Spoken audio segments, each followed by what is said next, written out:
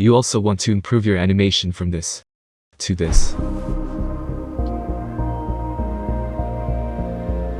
If yes, and today I am going to walk you through my workflow of how I created this animation, while sharing some fruitful insights along the way. Let's start with drawing the initial frame, where she is standing straight and a bit relaxed, but her face looks a bit scared and worried. I don't want the expressions to be too dominant, so trying to keep them subtle as possible. A lot of you guys ask me why your animations doesn't look that appealing.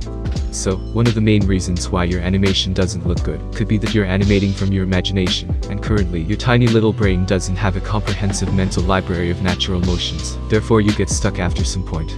So in order to improve and be able to animate from your mind, you need to study tons of references. You must have heard about using references in drawing, but not many of you know that using references is pretty auxiliary in animation too. References bring in consistency and assistance to your animations. One of the best practices is to use references from movies, as they are made by professionals with a sufficient budget, and they look really incredible. So, whenever you're watching a movie or web series, try to find some scenes that you can animate, and then study the reference clip, and try to understand what's happening in that scene. There are a few steps to do this. First of all, you'll have to know its timing and spacing, and create a line graph of it, something like this. It can be simply done by playing the clip in slow motion, and observing when the movement is fast, and when it is slow, and marking it on the graph accordingly.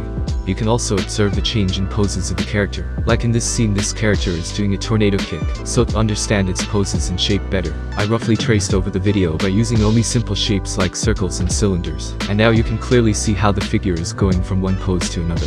Another thing you can understand is change in size of the character. Like in this clip, as the girl is climbing those walls and roofs, she's gradually getting shorter and shorter. It's very crucial to transform the character's size. According to the perspective of the scene, you can see the difference in initial frame and the last frame. Third one and most important thing to observe in references is arcs. Every natural thing around us moves in an arc, and so should our animations. Like in this clip, the character is jumping from one roof to another, and if I slow it down and draw a line exactly on the path on which his shoes are moving, you can see how it's following a smooth arc, and not just his foot, his hands are also following a curved path. It's very crucial to identify curved and circular paths in the motion, in order to make smooth animations. Now all you need to do is try to replicate all the things you learned from the reference clip, and create it in your own way. But please don't just trace each and every frame of the reference clip, and post it on social media claiming it's yours. Doing this is completely wrong and unethical. So I found this beautiful scene from a movie, Blue Valentine. I just loved the composition and environment of this scene. The moment I saw it, I decided I am going to recreate this scene in my style. First of all, I'm roughly creating the main frames of the animation. In the first frame, she is standing straight, looking directly into the camera. Her left arm is in front of her body, while the right one is behind. She's wearing a top and a frock. It's not compulsory to draw clothes at this stage, but I think I'll go with them for this one. Moving on to the next one. Now she inhales a deep breath, thus her body moves slightly upwards, especially her shoulders and hands. Rest of the things will be pretty much the same as the previous one. In the next one, she again comes to the relaxed position, as she exhales the air, and finally now our character is facing to the left. I first drew some guidelines for facial features and other body parts. Then draw the face based upon those guidelines, while regularly going back and forth to make sure I'm drawing correctly. Also now her right hand is in front and more visible, while her left hand is now almost completely covered by her body. Also keep in mind that her body has not completely turned to the left, she's somewhere in the middle of the center and left, or as we call it, the 3/4 view. It's looking good, so now let's draw the in-betweens. Try to be consistent with your lines and forms of the character. And as it's a wide shot, thus we don't need to focus on intricate details, rather we'll aim to exhibit a clear silhouette and smooth motion. Keep going back and forth to assure the motion is seamless and smooth.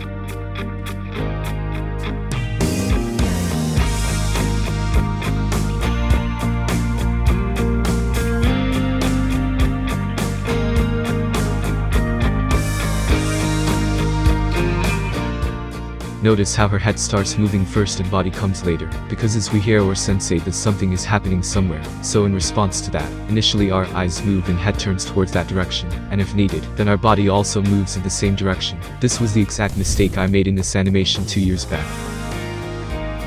Coming back to our girl animation, as she turns I gave her hairs a bit of flowing movement to add some character to them, and I think it's going well with the motion.